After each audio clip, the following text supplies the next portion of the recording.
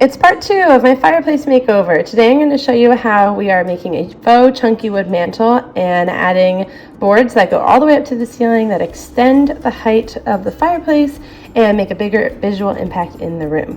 Alright, we are going to try to build a thicker wood mantle to go on top of our existing slate mantle. As you can see, we have some pieces of wood we've already cut down that are going to go kind of on top and around the mantle, and we're going to see if we can kind of make it like a faux wood fireplace mantle.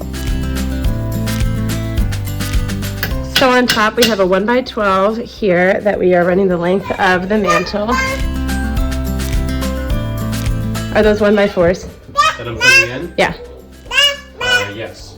Yeah. And then we have 1x4s that we're going to kind of wrap around. Wood glue and nail together, and then stain it, and hopefully it'll look like a faux wood mantle.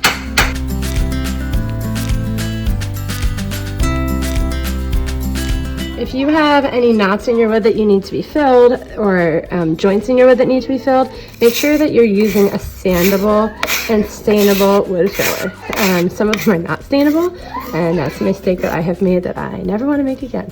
It's better to go a little bit more heavy-handed with the wood filler instead of not putting enough on, because you can always sand it off later instead of having like a dip in your wood filler. I am definitely going to use a pre-stain wood conditioner. I learned how important this was after I've had projects get really blotchy.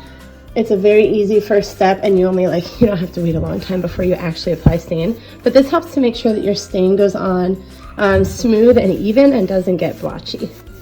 I'm only going to be putting this wood conditioner on like the visible pieces. I'm not going to be putting it up here because you're really not going to see that part up there. You're only going to see that front piece, so I'm just going to use the regular stain up there without the wood conditioner. So now I am taking these 1x4s that I've stacked together, and I found studs in the wall. So I'm just going to bolt it twice, make sure that it's square on each side, and then we can nail into these when we put the shiplap boards in.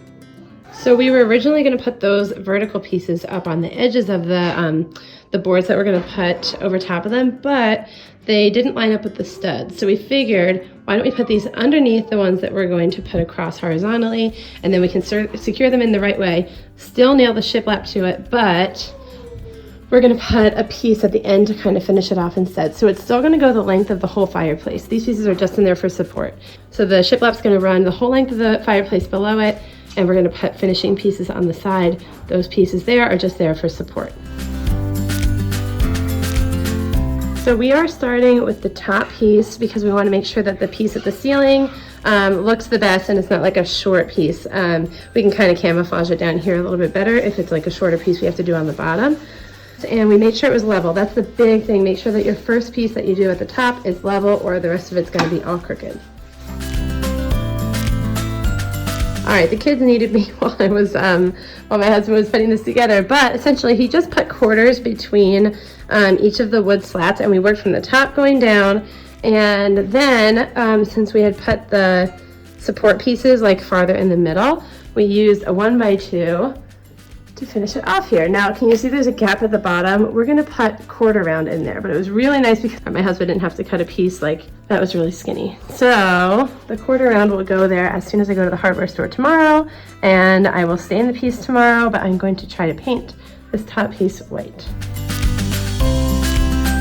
So now it is time for paint. Right now I'm not gonna fill in the gaps on the side. I'm gonna see if they bother me later with paint, and then I can like caulk them, but right now I'm just gonna leave them.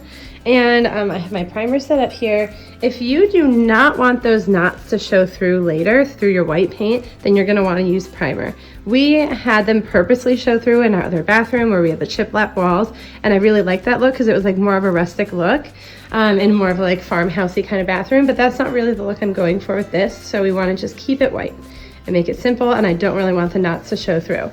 My favorite is a Kilts primer, and it works very well every time, and then the knots will not show through. All right, so I primed all the wood last night, and I am now starting to stain. The wood conditioner, again, has been applied, and now I can stain the right way. This stain is called Early American by Minwax. It is one of my very favorite stains. I love it so much.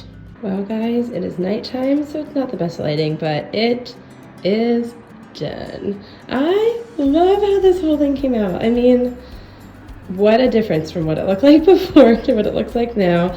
Going from all the way from the floor to the ceiling made such a difference in this room, and just really draws your eye upward and makes it look so much bigger. Like the room looks bigger, the ceiling looks taller, makes all the difference. And I just love this like faux wood mantle. It really kind of tricks you. Really cannot tell that it was just like some wood put on top of a stone mantle. I really couldn't be happier. I am so in love with it, and I'm so glad we did it.